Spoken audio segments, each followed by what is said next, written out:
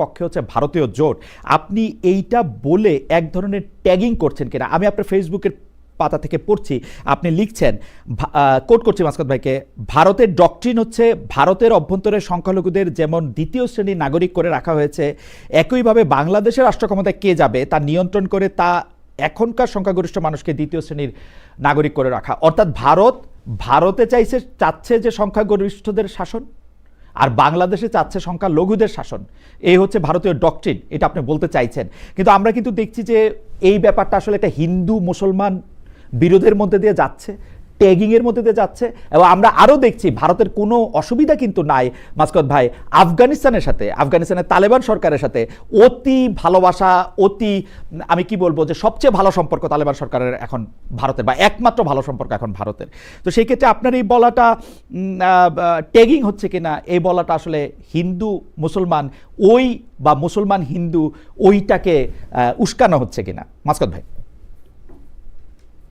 এখানে আসলে ভারতের মিডিয়ায় আমরা গত 17 মাসে যেটা দেখেছি, যে প্রথম থেকে বাংলাদেশের সংবিধান সংস্কার করা যাবে না, সংবিধানে কোনো পরিবর্তন আনা যাবে না, সংবিধান যেন আসমানি কিতাব, মানে আপনার 54 বছর আগের একটা সংবিধান, তাকে যুগোপযোগী করা যাবে না, বা তাকে এ সময়ের নাগরিকের উপযোগী করে তৈরি করা যাবে না, মানে ওইটাকে কেন যেন ধরে রাখতে হবে।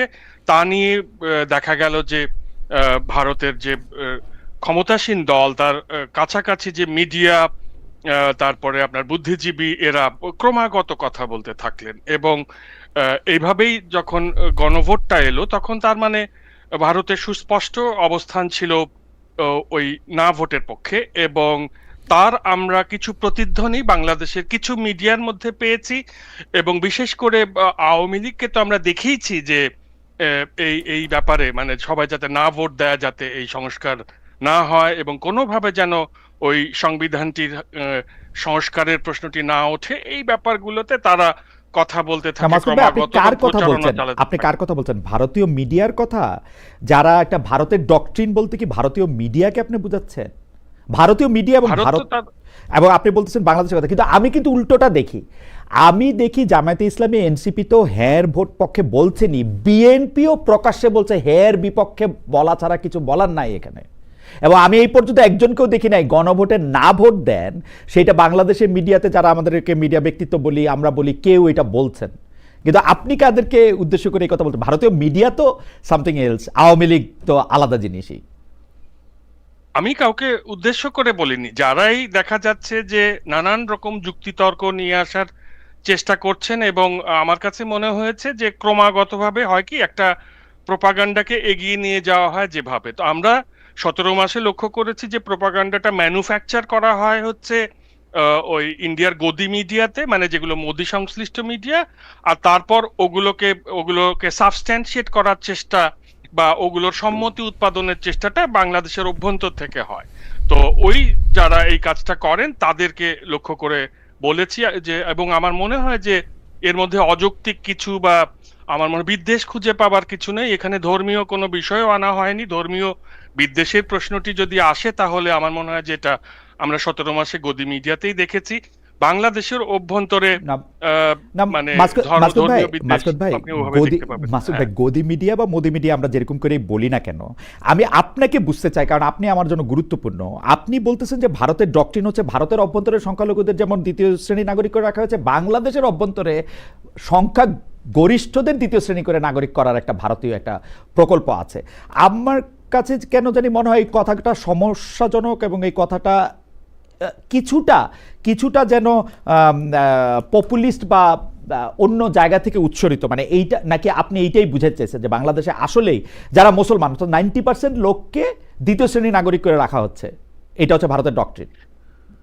ব্যাপারটা হচ্ছে যে আমি তো আরো লেখার গভীরে গেলে দেখা যাবে যে বাংলাদেশে তো একটি সুবিধাবাদী শ্রেণী গড়ে উঠেছে, যারা আপনার সেই ব্রিটিশ আমলের চিরস্থায়ী বন্দোবস্তের জমিদারি সংস্কৃতির আদলে তৈরি হয়েছে, যারা কিন্তু জনবিচ্ছিন্ন, আপনি লক্ষ্য করবেন। তো আমি বলতে চাচ্ছি যে ওই অংশটি কিন্তু আমরা দেখেছি যে ঘুরে ফিরে তাদের কাছে সার্বভৌমত্বকে সেই অর্থে গুরুত্বপূর্ণ আমাদের আওয়ামী লীগের 15 বছরে মনে হয়নি। এবং সেখানে ধরুন স্বামী স্ত্রীর সম্পর্ক, দিল্লিকে গিয়ে বলে এসেছি যে শেখ হাসিনাকেই ক্ষমতায় রাখতে হবে, এবং এটার ব্যাপারে বুদ্ধিবৃত্তিক সমাজের যে এক ধরনের, আমি বলবো, অনুশীলিত নির্লিপ্ততা কিংবা তাকে গ্রহণ করা, এর মধ্যে দিয়ে মনে হয়েছে যে বাংলাদেশের যে ধরুন প্রান্তিক মানুষের যে চাওয়া, তার সঙ্গে এই মানুষগুলোর চাওয়া সম্পূর্ণ আলাদা হয়ে গেছে। এবং আপনি ধরুন বেঙ্গল রেনেসার বঙ্কিমচন্দ্রের মধ্যে যেরকম একটা দৃষ্টিভঙ্গি দেখতে পান, যে উনি পূর্ব বাংলার মানুষকে বলছেন যে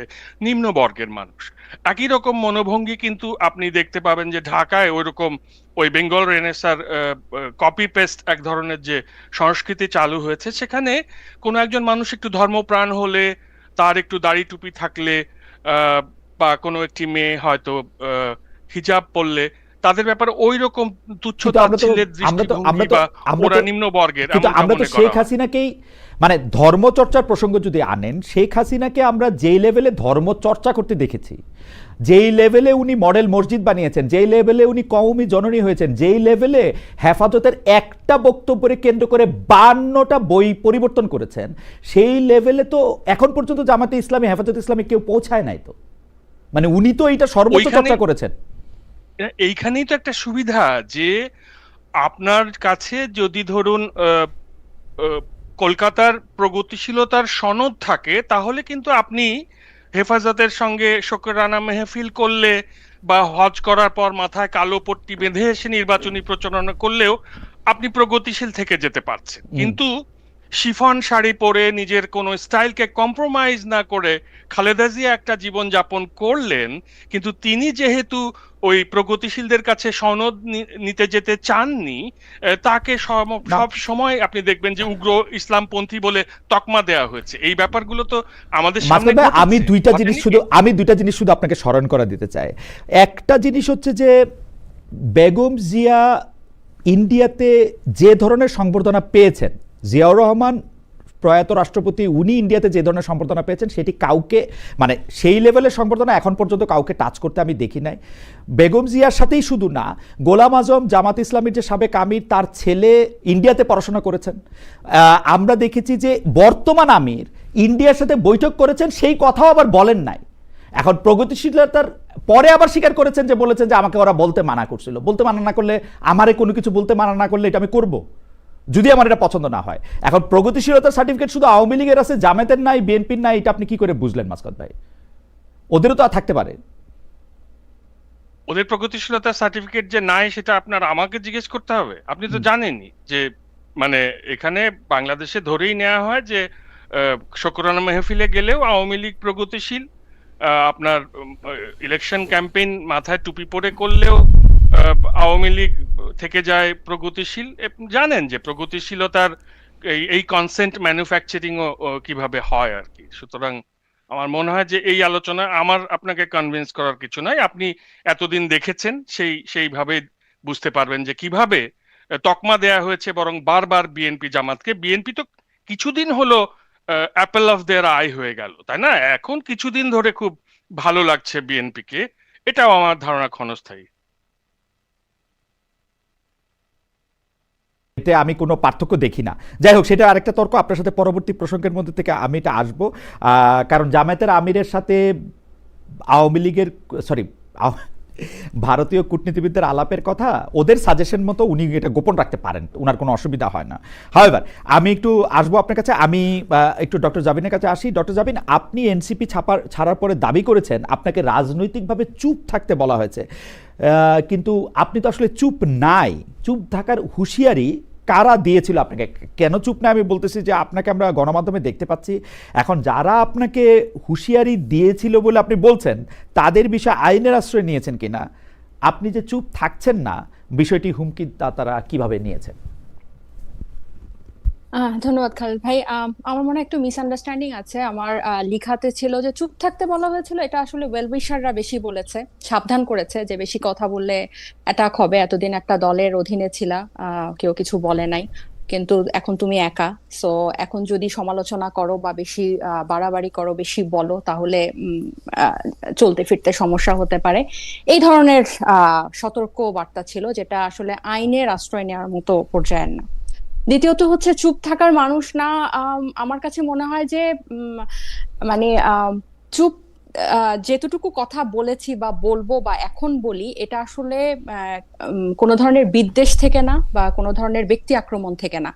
এই সমালোচনাগুলো, এই কথাগুলা দেশের স্বার্থে আমার কাছে মনে হয় যে কবরে যাওয়ার আগ পর্যন্ত বলতে থাকবো। এখন আর এই পর্যায়ে এসে আর চুপ থাকার মতো অপশন আর কি আমার নাই, বা আমার লাইফে আমার আমার মনে হয় না আমার আছে। মানে আপনি বলছেন যে আপনার ওয়েল উইশাররাই আপনাকে চুপ থাকতে বলেছিলেন, মানে হ্যাঁ, মানে কিন্তু এরকম না যে কোনো হুমকি বা এরকম এরকম কোনো কিছু কিছু না। না। আপনার না, সাবেক যে দল ন্যাশনাল, মানে এনসিপি থেকে আপনাকে কেউ চুপ থাকতে বলে নাই, বা এরা বলেন নাই যে আপনি চুপ থাকতে না, বলেন? না, এই ওরকম কোনো এই কিছু? না, একেবারেই না। এবং এই প্রসঙ্গে আমি বলি, তাদেরকে আমি ছেড়ে এসেছি যথেষ্ট যুক্তিসঙ্গত কারণ আমার কাছে আছে ছেড়ে আসার। কিন্তু আমার মনে হয় না যে আমি বা আমার প্রতি তারা কোনো ধরনের বিদ্বেষ রাখবে, আদার দেন রাজনৈতিক সমালোচনা বা রাজনৈতিক তর্ক ছাড়া। কারণ এটা আমার প্রথম সংগঠন ছিল, তাদের প্রত্যেকের সাথেই আমার খুব ভালো সম্পর্ক। আমি তাদের এইজ গ্রুপ থেকে একটু বড় ছিলাম, সো বড় আপু হিসেবে তারা আমাকে যথেষ্ট শ্রদ্ধা করত ব্যক্তিগত পর্যায়ে। হুম। সো ওরকম কোনো বিদ্বেষ আমি এখন পর্যন্ত, 28শে ডিসেম্বর আমি পদত্যাগ করেছি, এখন পর্যন্ত আমি কোনো কিছু পাইনি। এবং আমার কাছে মনে হয় ভবিষ্যতেও সেটা রাজনৈতিক সমালোচনা, রাজনৈতিক যুক্তিতর্ক পর্যন্ত থাকবে, এই সীমা কখনো লঙ্ঘন করবে না। একটি বিষয় নিয়ে আপনি অনেকবার বলেছেন, এই যে জুলাই আন্দোলন থেকে শুরু করে অন্যান্য বিষয়ে নারীদের স্পষ্ট অংশগ্রহণ করেছিল, কিন্তু নারীদের যেটা ক্ষমতায়ন, সেই ক্ষমতায়নের ক্ষেত্রে আসলে খুব বেশি অংশগ্রহণ আপনি দেখতে পান না। এখন পর্যন্ত আপনি যা দেখছেন, আমি মানে জামায়াতের আমিরের কথা বলতে চেয়েছিলাম বা বলতে চাই এখনো। জামায়াতের আমির একটা সাক্ষাৎকারে বলেছেন যে আসলে নারীদের পক্ষে প্রধানমন্ত্রী বা দলের প্রধান হওয়ার কোনো সুযোগ তিনি দেখেন না, সেটি নানা কারণেই দেখেন না। তো ওই ব্যাপারগুলি আপনি আসলে কীভাবে দেখেন, যে মানে ইজ ইট ওকে, ওর মানে আপনারা এটা মনে করেন কিনা যে এটা ঠিকই আছে, প্রস্তুত হোক, তারপরে এটার মধ্যে চলুক, এইটা আপনি একটু বলবেন? না, জি, আপনি শেষ করেন, তারপর আমি বলি। না, ওনার যে বক্তব্য উনি দিয়েছেন 25 মিনিটের, এই বক্তব্য বা জামাতের নারী বিষয়ে জামাতের অবস্থান, তাদের আদর্শ, এগুলো সবকিছু আমাদের জানা। এটা নতুন কিছু না, এমন না যে এটা উনি গতকাল নতুন বলেছেন। এটা ওনারা যা বলেন এটা ওনারা করেও দেখাচ্ছেন, এবং এটাই হবে, এটাই তাদের, এটা স্টাবলিশ। এবং আমার কাছে যেই বক্তব্যটা আসলে গত কয়েক সপ্তাহ বা নির্বাচনের গত জানুয়ারি ডিসেম্বরের পর আমার কাছে যে জিনিসটা আলাদা করে মনে হয়েছে, এবং গতকালে ওনার বক্তব্যটা দেখার পর আমার কাছে যেটা মনে হয়েছে, আমরা সবাই মনে হচ্ছে এই নারী ইস্যুটাতে জামায়াত ইসলামের প্রতি টানেল ভিশন হয়ে গেছে। আমরা জানি জামায়াত ইসলামে নারী নেতৃত্বের অবস্থান কি, এটা আমরা সবাই জানি, এখানে নতুন করে বলার কিছুই নাই। তারা যে 10 কোটি মানুষকে না গুনেই তাদের রাজনীতিটা করে, এটা একদম পরিষ্কার। এবং প্রত্যেকটা ইসলামী দলে আজকে ইসলামী আন্দোলন বাংলাদেশের আমির রেজাল করিম সাহেব বলেছেন, মানে জামাতকে অ্যাটাক করেছেন যে উনি বেপর্দা নারীদের সাথে সংবাদ সম্মেলন করেন। তো ওনাদের মধ্যে এই ব্যাপারটা বা এই ইস্যুটা এই ইসলামপন্থী দলগুলোর মধ্যে একদম পরিষ্কার। এবং এটা নিয়ে আসলে আলোচনা করার থেকেও আমার কাছে যেটা ইম্পর্টেন্ট মনে হয়, সামনের নির্বাচনে 12 ফেব্রুয়ারি নির্বাচনে প্রগতিশীলদের রিপ্রেজেন্টেটিভ যে ব্যালট বক্সটা বিএনপি, সেখানে নারীদের কি অবস্থান। মানে ব্যাপারটা এমন হচ্ছে কিনা যে আমরা পুরো দোষটা জামাত ইসলামের দিকে শিফট করে, পুরো মনোযোগটা সেখানে শিফট করে আমরা এদেরকে অদেখা করছি কিনা। কারণ আপনি দেখেন 51টা দলের মধ্যে 31টা দলের মধ্যে কোনো নারী প্রার্থী মনোনয়ন দেয় নাই। এবং বিএনপি এত পুরনো একটা দল হয়ে গতকাল একটা, ওনারা মাত্র 3% অ্যারাউন্ড 3% তারা নারী প্রার্থী মনোনয়ন দিয়েছে।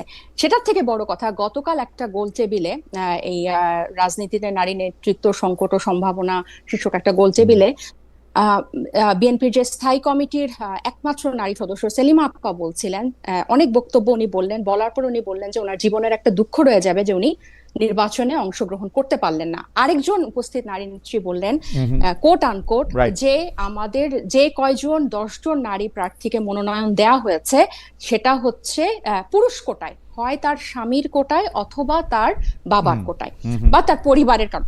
তাহলে আপনি দেখেন, আপনি যদি কন্টিনিউয়াসলি ইসলামপন্থী দলগুলোর নারীর বিষয়ে কি অবস্থান, এটাতে আমরা যদি সবাই এটার অ্যাম্বাসেডর হয়ে যাই, এই আলোচনার শুভেচ্ছা দূত হয়ে যায়, তাহলে আরেকজন কিন্তু ফ্রি পাস পাচ্ছে। তাদের দিকে না না, কিন্তু আমাদের কোনো ডেফিনেটলি মনোযোগ নাই। ডেফিনেটলি ডক্টর জাবিনা, ডক্টর জাবিনা আমি একটু একমত আমি আপনার সঙ্গে একদমই একমত যে একটু অন্যান্য জি যেমন জি জি বল। হ্যাঁ, যেমন ধরেন আমি এখন কেন আমি রাজনীতি করার জন্য আমাকে একটা প্ল্যাটফর্ম নিজে মানে আমাদের নতুনদেরকে তৈরি করতে হচ্ছে। মানে আপনি আমার অবস্থা এখন যদি আমি একটা এক্সাম্পল, এমন না যে আমি এটা আউট অফ ডিসপারেশন বলছি, আমার অবস্থা আমি নিজে চিন্তা করছি। আমি যখন 28শে ডিসেম্বর পদত্যাগ করলাম, সবাই আমাকে বলছে তুমি রাজনীতি ছেড়ো না, কিন্তু আমি রাজনীতি করব কোন প্ল্যাটফর্মে? আমার জন্য কোন প্ল্যাটফর্মটা ব্যবস্থা রেখেছে রাজনীতি করার জন্য? বিদ্যমান আপনি প্রত্যেকটা প্ল্যাটফর্ম যদি দেখেন, তাহলে আমি আমার মতো অসংখ্য মানুষ, অসংখ্য নারী যাদের রাজনৈতিক আকাঙ্ক্ষা আছে, জুলাই, বিশেষ করে এই জুলাই গণ অভ্যুত্থান একদম নিজের চোখে দেখার পরে, অংশ নেওয়ার পরে সে কোথায় যাবে? তাহলে আমার কাছে মনে হচ্ছে যে বিএনপি সবচেয়ে, আমার মনে হয় যে এটা সবচেয়ে গুড। আমার মনে হয় যে এই প্রশ্নটি আপনি মানে খুবই ভাইটাল প্রশ্ন তুলেছেন। সেই ক্ষেত্রে আমরাও বলবো যে 6 জন নারী নেত্রী, আমরা উপরের দিকে নারী নেত্রী আপনাদেরকে দেখেছি, আপনারা এনসিপি থেকে পদত্যাগ করলেন। আপনারা কেন, যেহেতু আপনারা পদত্যাগ করলেন একটা বিশেষ কারণে, যে বিশেষ জোটের সঙ্গে আপনারা যাবেন না, সেই জন্য কিন্তু তা আপনারা কি একসাথে থাকতে পারলেন কিনা সেটি নিয়েও আমরা একটু আপনার সাথে কথা বলবো। আমরা একটু মাসকাত ভাইয়ের কাছ থেকে একটু আসি আবার। মাসকাত ভাই, আপনার কাছে প্রশ্ন করার আগে আমি একজন দর্শকের মতামত একটু পড়তে চাই। ড্রিম বয়, ওনার নাম ড্রিম বয় 7178, তিনি বলছেন, খালেদ ভাই আপনি একটা জিনিস প্রত্যেকটা শোতে নিয়ে জামাতকে যতই ভিলেন বানানোর চেষ্টা করেন কোনো লাভ হবে না ভাই। আচ্ছা ঠিক আছে। আরেকজনের প্রশ্ন আছে যে খালেদ ভাই আপনি ভোট দিতেন, কম্পারেটিভলি যে কোনো একটা বলা লাগবে না। আমি ভোট দিতাম না, 1993 সালের পর থেকে আমি কোথাও ভোট দিই নাই। যাই হোক, এটা অপরাধ হলে অপরাধ, আমি আমি আমি আমি আমি আমি চুজ করেছি ভোট না দিতে। হাওয়েভার আমি মাসকাত ভাই আপনার কাছে একটু জানতে চাই যে একটা প্রসঙ্গ, আমরা কিন্তু আপনাকে দেখেছি যে আপনি যত জায়গায়, বিশেষ করে শেখ হাসিনার আমলে গত 15 বছরে আমরা দেখেছি যে আপনি ফেসবুককে ব্যবহার করে বা আপনার অন্য সোশ্যাল মিডিয়া হ্যান্ডেলগুলি ব্যবহার করে আপনি অন্যায়ের বিরুদ্ধে সোচ্চার হয়েছেন প্রতিবার। কিন্তু অনেকে প্রশ্ন করেছেন যে মানে আপনি কি এই ব্যাপারে মানে আপনার পছন্দ অপছন্দের উপর ডিপেন্ড করেন কিনা? যেমন আনিস আলমগীরের প্রসঙ্গে অনেকে বলছেন যে তার মুক্তি এবং মিডিয়ার বিষয়ে যেমন সোচ্চার নন, আপনারা যারা সিমিলার কিছুতে অন্য সময় অনেক প্রতিবাদ করেছেন সেখানে করেন না। আমি আপনারটাই জানতে চাইছি যে এইটার ক্ষেত্রে কি আপনার কোনো পিক ক্যান চুজ আছে কিনা? সোশ্যাল মিডিয়া ছিল না, কিন্তু আপনিও ডয়েচে ভেলেতে ছিলেন এবং আমিও ডয়েচে ভেলেতে ছিলাম। আমার ধারণা আর্কাইভ আপনার কিছুটা হলেও চোখে পড়ে থাকতে পারে। 2002 থেকে 2007 পর্যন্ত আমার মনে হয় যে আমি বিএনপি জামাতের শাসন আমলের প্রতিটি সমস্যাকে অনুপুঙ্খভাবে বিশ্লেষণ করার চেষ্টা করেছি, এবং সে সময় আমার লেখা উপন্যাসেও দেখা যাচ্ছে যে ওই সময়ের বিএনপি এবং জামাত শাসনের এবং ওই সময়ের 9/11 পরবর্তী যে বিশ্ব ব্যবস্থা, সেইখানে ইসলামী জঙ্গিবাদের যে উত্থান, তার সমালোচনা। কাজেই আমার কাছে মনে হয় যে এক একটা সময় এক এক রকম ভাবে এক একটি বিষয়কে সমালোচনার সামনে এনে দেয়। 2014 সালে আমার কাছে মনে হয়েছে যে মানে অনেক ইসলাম পন্থার সমালোচনা হয়েছে। এখন ভারতের মতো একটি বৃহৎ গণতান্ত্রিক দেশে যখন বিজেপি ক্ষমতায় এলেও, এবং সেখান থেকে আমরা যখন একটি বিদ্বেষমূলক দৃষ্টিভঙ্গি দেখতে পাচ্ছি, এবং তারা যেহেতু বাংলাদেশের অভ্যন্তরীণ রাজনীতিতে হস্তক্ষেপ করছে, তখন স্বাভাবিকভাবেই আমি সমালোচনা করেছি মানে এই আওয়ামী লীগের এবং আওয়ামী লীগ সমর্থক কিছু বামপন্থী, সবাই না, আমার বন্ধু বান্ধবরা অনেকে আছেন বামপন্থা যারা জুলাই বিপ্লবে সম্পৃক্ত ছিলেন। কাজে এই অভিযোগটা আমার মনে হয় যে আমার ব্যাপারে খুব একটা সমীচীন হবে না। তো একটা বিষয় আমি এখানে আরেকবার স্পষ্ট করি, সেটা হচ্ছে যে যেহেতু জুলাই বিপ্লবে অংশগ্রহণকারী তরুণ তরুণীরা, এরা আমাদেরকে জীবন মৃত অবস্থা থেকে মুক্তি দিয়েছে, জীবনে ফিরিয়ে এনেছে, তাই এরা যে রাজনৈতিক দলেই থাকুক, সারা জীবন এদের প্রতি আমার একটি কৃতজ্ঞতা এবং স্নেহ থাকবে। সেটা সেটা শর্তহীন। এবং যেহেতু এই জুলাই বিপ্লবের ম্যান্ডেটে অন্তর্বর্তীকালীন সরকারটি দায়িত্বে এসেছে, এবং এটি যেহেতু কোনো রাজনৈতিক সরকার না, এবং এর যেহেতু কোনো অতীত অভিজ্ঞতা নেই রাষ্ট্র পরিচালনা করা, তাই তার অনেক ব্যর্থতা এবং শৈথিল্যের সমালোচনা আমি করিনি। কারণ আমার মনে হয়েছে যে এই সরকারটিকে প্রতিদিন এর ছিদ্রান্বেষণ করার জন্য দেশে বিদেশে অনেক বিশেষজ্ঞ সক্রিয় ছিলেন। প্রথম থেকে সে কারণে এই প্রথম সময়টাতে থেকেই আমাকে একটু, প্রথম থেকে হ্যাঁ, এই কারণ প্রথম থেকে না, পরের দিন থেকে, মানে 6 অগস্ট থেকেই তো আগেই ভালো ছিলাম, মানে শুরু হয়ে গেছে আর কি, মনটা ভালো না লাগছে মানে না, মানে দম বন্ধ মানে হয়ে ঘটনা আসছে। হয়েছে যে আমি আমি এই জায়গায় একটু আপনি কি এটা শেষ করবেন কিনা, আমি একটু ডক্টর আমি এই জাবিনকে জায়গাটা শেষ করতে যে চাচ্ছি আনিস যে আলমগীরের আমার আনিস আসলে আলমগীরের 12 তারিখে গ্রেপ্তারটা। 12 তারিখে হ্যাঁ, জি। 12 তারিখে আমার একটা বোঝা নেমে যাবে কাঁধ হুম, থেকে। 12 তারিখের পরে যেই রাষ্ট্র ক্ষমতায় আসবে হুম, তার ভুল ত্রুটির সমালোচনা আবার আগের মতো শুরু করব। অর্থাৎ এটা গণতান্ত্রিক সংস্কৃতিতে যে রাজনৈতিক দল ক্ষমতায় থাকবে সে সবসময় জবাবদিহির মুখে পড়বে, ওকে। সেখানে আমার রোল একই থাকবে। আমি আমি দুইটা জিনিস একটু ভাগ করে আপনাকে জিজ্ঞেস করতে চাই। একটা ভাগ হচ্ছে যে আপনি যাদেরকে বলছেন যে জীবনমৃত অবস্থায় আমরা ফিরে এসেছি, তারা যখন সরকারের সমালোচনা করে তখন আপনি কোন পক্ষ নেন? তারা যখন সরকার, তখনও আমি সরকারের সমালোচনা করি না, যেহেতু এটা জুলাই ম্যান্ডেটের, এবং আমি জানি যে এরা তো কেউ সরকার পরিচালনা করেনি, কাজেই না, এদের কাছ থেকে আপনি বেশি প্রত্যাশা করলে তো হবে না। মানে আমি তাদেরকে স্নেহ করি জন্য তাদের প্রতিটি বিষয়ে যে আবার সহমত হতে হবে তা না, আমি ওই ব্যাপারে নীরব থাকি। এই সময়টাতে আমি এভাবেই কাটিয়েছি যে আহ, যারা যারা জুলাইয়ের যারা যে তরুণ যারা তরুণীরা তাদেরকে, ওকে, সেকেন্ড ভাগ, হ্যাঁ, যারা সরকার পরিচালনা করে বা আগে করার অভিজ্ঞতা আছে, তারা কি দক্ষভাবে গভর্নমেন্ট পরিচালনা করছে? এইটা আমাদের অভিজ্ঞতা। আওয়ামী লীগ তো তাহলে সবচেয়ে অভিজ্ঞ লোক, 15 বছর সরকার পরিচালনা করছে, কিন্তু যত দিন গেছে তারা তত তো করেনি, তারা খারাপ কিন্তু হয়েছে। তাদের যত যেটা, দিন গেছে তারা তাদের তত কিন্তু খারাপ আপনি হয়েছে। একটা রাজনৈতিক দল থাকলে যেটা হয় সেটা হচ্ছে যে অন্তত আপনার একটি রাজনৈতিক দল থাকে, তার কর্মীরা থাকে, তৃণমূল পর্যায়ে কিছু সামাজিক সমস্যা সমাধানের জন্য। আমি বলছি না যে হেলমেট পরে হুম, সেখানে গিয়ে হাতুড়ি হাতে নেমে যাওয়ার কথা, মানে আপনি দেখবেন যে আমাদের গ্রামের পরিবেশ তো ঢাকার মতো এরকম না, কিন্তু সেখানে কিন্তু একটা সামাজিক বন্ধনের মধ্যে মানুষ থাকে, সে যে রাজনৈতিক হুম। দলেরই হোক। তো সেখানে একটা রাজনৈতিক দল থাকলে ক্রাইসিস ম্যানেজমেন্টে আপনার সুবিধা হয়। কিন্তু যখন একটি অরাজনৈতিক অন্তর্বর্তীকালীন সরকার ক্ষমতায়, তখন একমাত্র প্রশাসনিক কর্মকর্তা ছাড়া আর কেউ নাই ক্রাইসিস ম্যানেজমেন্ট করার জন্য। না, সে আমার কারণেই আমার আমার মনে হয় মনে যে আমি আমার এদেরকে, আমার মনে হয় মাসকাত ভাই, আপনি আপনার কথাটা একটু ভেবে দেখবেন। যখন একটা রাজনৈতিক দল থাকে, সেই রাজনৈতিক দলের সাথে সংশ্লিষ্ট অনেক দুর্বৃত্তও থাকে এবং তারা সরকার পরিচালনার কাজটা অনেক কঠিন করে দেয়। তারা এরকম করে বলে যে আমরা এখন মাঠে রাজনীতি করি, আমাদের তো এইটা করতেই হবে, চাঁদাবাজি করতেই হবে। তারা অনেক সময় অসহায় হয়। এই সরকারের কিন্তু এরকম কোনো ব্যাগেজ ছিল না, মাথার উপর কোনো এরকম বোঝা ছিল না।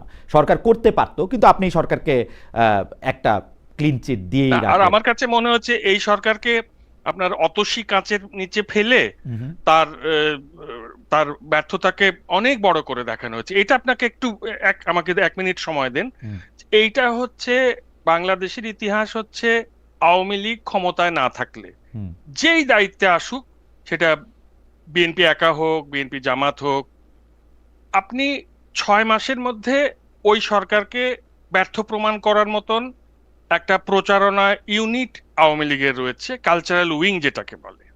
তো সেই কালচারাল উইংটা তো, তারা তো দক্ষ, তারা তো জানে একটা সরকারকে কিভাবে 6 মাসের মধ্যে জনগণের কাছে তাকে অজনপ্রিয় করে তোলা যায়। সেইটা তার সর্বশক্তি দিয়ে কাজ করেছে 5 অগস্ট সন্ধ্যা থেকে। মানে সুতরাং মানে মাসকাত ভাই, আমি আপনার কাছে আবার পরে আসবো। মানে আমার কাছে মনে হইতেছে যে ওই বাতাসে বেসামাল করে সলিলে ডুবায়, মাঝির যেন অপরাধ নাই, শওকত ওসমানের সেই বিখ্যাত লাইনগুলি আপনার মুখে শুনতে পাচ্ছি আমি, যে মানে আওয়ামী লীগ চেয়েছে, আওয়ামী লীগ প্রচার করেছে। কিন্তু আপনি যদি আসলে মানে আমার ধারণা যে আপনি আপনি আপনি অনেক অনেক বিষয়ে আপনি অনেক নিবিড় বিশ্লেষক, আপনি নিশ্চয়ই এটা আবার দেখবেন। আমি আপনার কাছে আসবো আবার। ডক্টর জাবিন, আপনার কাছে আহ, আহ, একই জিনিস মনে হয় কিনা যেটা মাসকাত ভাইয়ের মনে হচ্ছে, যেহেতু জুলাই আন্দোলন, বিপ্লব, গণ অভ্যুত্থান, সেগুলি নেতৃত্ব দেওয়ার জন্য, নেতৃত্বের মাধ্যমে যার যেই সরকার ক্ষমতায় আসছে সেই সরকারকে আমরা বেশি সমালোচনা করছি। কেন আমি আপনাকে এই প্রশ্ন করছি? আপনি একটি সংবাদ মাধ্যমের সাক্ষাৎকারে বলেছেন যে আপনি কনভিন্সিং যে আপনি নির্বাচন সুষ্ঠু হবে, আপনি সরকার ও নির্বাচন কমিশনের উপরে আস্থা রাখতে পারছেন না, এই নির্বাচন ঘিরে নিরাপত্তা লেভেল প্লেইং ফিল্ডও আপনার কাছে ভালো মনে হচ্ছে না। অন্য সব কিছু যদি আমি বাদ দেই, নির্বাচনের প্রসঙ্গও যদি আমি বলি, এই সরকারের প্রতি মাসকাত ভাই যেরকম আস্থা, সেই আস্থা আপনার কেন নাই বা আছে কিনা? আর আরেকটা জিনিস, আমি আরেকটা মতামত একটু পড়তে চাই। ওয়ার আর ইউ E9P, উনি বলছেন দিন দিন আপনি কি খারাপ সাংবাদিক হয়ে যাচ্ছেন নাকি? আপনি মনে হয় গণতন্ত্র চান, খিলাফত চান না। ঠিক আছে, এটা এই ডক্টর জাবিন আপনি যদি বল। আহ মাসকাত ভাই আমার অনেক পছন্দের একজন মানুষ, এবং ওনার পর্যালোচনা বা ওনার মতো জ্ঞান দিয়ে আমি হয়তো দেখি না, কিন্তু আমি যতটুকু দেখেছি গত 1.5 বছরে আমার এই নির্বাচন কমিশন, আমি যেটা বলছিলাম, আহ, আসলে আমার আস্থা নাই। কারণ আপনি এই নির্বাচন কমিশনকে আমি বিগত 3টা নির্বাচন কমিশন থেকে আমি আলাদা করতে পারি না। এবং এই অন্তর্বর্তী সরকারের সমালোচনা যতটুকু করি সেটা প্রাপ্য, এমন না যে আমরা খুব বাড়ায়, আমি অন্তত বাড়ায় বলি না, যতটুকু করছে তার থেকেও মনে হয় অনেক কম, এবং অনেক পরে গিয়ে আমি সম্ভবত সমালোচনা শুরু করেছি। কারণ এই নির্বাচন কমিশনের নিয়োগ, এবং সবচেয়ে বড় যে কথাটা আমি বলবো, যে এই নির্বাচন কমিশনের আপনার জবাবদিহিতা নাই। আমরা এত বড় একটা গণ অভ্যুত্থানের পরে, এতগুলো মানুষের জীবনের পরে আমরা যে নির্বাচনটা পেতে যাচ্ছি, নিঃসন্দেহে আমরা যেরকম অনুষ্ঠানের আগে বা শুরুতে বলছিলাম যে এবার নির্বাচনটা খুবই কম্পিটিটিভ এবং খুবই প্রাণবন্ত, অনেক মানুষ এবার ভোট দেওয়ার জন্য মুখিয়ে আছে, সব ঠিক আছে, মানে আসলেই এই নির্বাচনটা প্রাণবন্ত হতে যাচ্ছে।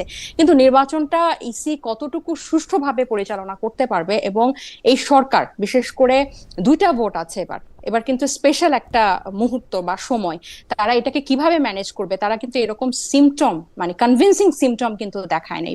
শেরপুরে যে ঘটনাটা হলো, এই ঘটনায় এক পক্ষ দায় দিয়ে কিন্তু সেই ওসি ইউনোকে প্রত্যাহার করলো প্রশাসন। তাহলে সামান্য একটা সভাতে যদি চেয়ারে মারামারি লেগে একজন নিহত হন, সেক্ষেত্রে পুরো নির্বাচনটা, বিশেষ করে 17 বছরের পরে যে নির্বাচন, কারণ যে কোনো মুহূর্তে যে কোনো ভাবে যে কেউ ক্ষমতায় মানে জিততে চাইবে ভোটে, সো তারা সেই ভোট কেন্দ্রগুলো কিভাবে সামলাবে, ভোটারদেরকে কিভাবে সামলাবে, সময়টা কিভাবে সামাল দিবে, এবং বিশেষ করে আইন শৃঙ্খলা, এটার জন্য ডক্টর জাবিন, বাংলাদেশে যে সময় ইলেকশনটা এরকম একতরফা ইলেকশন না হয়েছে, মানে 2014 সালে তো 154টা আসনে বিনা প্রতিদ্বন্দ্বিতা নির্বাচিত হয়েছে, 2018 সালে আমরা একটা অন্যরকম নির্বাচন দেখছি যেখানে মধ্যে রাতের ভোট দিনের ভোট আমরা যাই বলি, ঘটনা যেটা হয়েছে 35,000 আওয়ামী লীগের বিপক্ষে যারা 35,000 ভোটের পোলিং এজেন্ট ছিল তাদেরকে আসলে 32,000 বা 33,000-এর বিরুদ্ধে মামলা দিয়ে তাদেরকে ঘর ছাড়া বাড়ি ছাড়া করা হয়েছিল।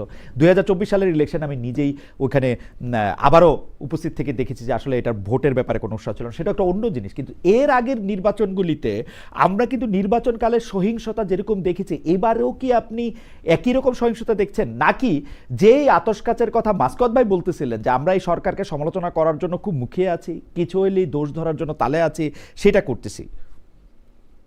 না, খুব বেশি আমার মনে হয় না যে মানে বাড়ায় তাদের সমালোচনা করা হচ্ছে সরকারের। আমার মতে যে যতটুকু দেখা যাচ্ছে, যতটুকু ব্যর্থতা দেখা যাচ্ছে, ততটুকু সমালোচনাই হচ্ছে। আপনি এই হাদির মৃত্যুকে যখন নির্বাচন কমিশন বা প্রধান নির্বাচন কমিশনার যখন বিচ্ছিন্ন ঘটনা বলে, আপনি কিন্তু সেখান থেকে তাদের একটা মনোভাব বুঝতে পারেন। আর এটা এইবারের সরকারের উপর কিন্তু, যদিও বলে অনেক ভাগ সরকারের ভিতরে, কিন্তু 2টা বড় দলেরই কিন্তু প্রভাব আছে এবং কন্ট্রোল করছে। এটা একদম অনেকটা প্রকাশ্যে বের হয়ে যায় যখন যে দিকটা ভারী হয়, প্রভাবের মাত্রা ভারী হয়, তখন ওই ঘটনা বা ওই প্রসঙ্গটা ওই দিকে হেলে পড়ে। সো এইবারের নির্বাচনে সরকার চাপে আছে রাজনৈতিক দলগুলোর, এবং ইসি তো আরো বেশি। সো এই আপনার আজকে যে আমি একটু জানতে চাই না, মাঝখান থেকে একটু বলেন যে আপনি যে বললেন যে হাদির মৃত্যু নিয়ে নির্বাচন কমিশন বলেছে যে এটা বিচ্ছিন্ন ঘটনা, কি বলা উচিত ছিল আসলে বলেন তো আমাকে একটু, কি বলবে? বিচ্ছিন্ন বলবে যে এটা একটা অর্গানাইজড ক্রাইম?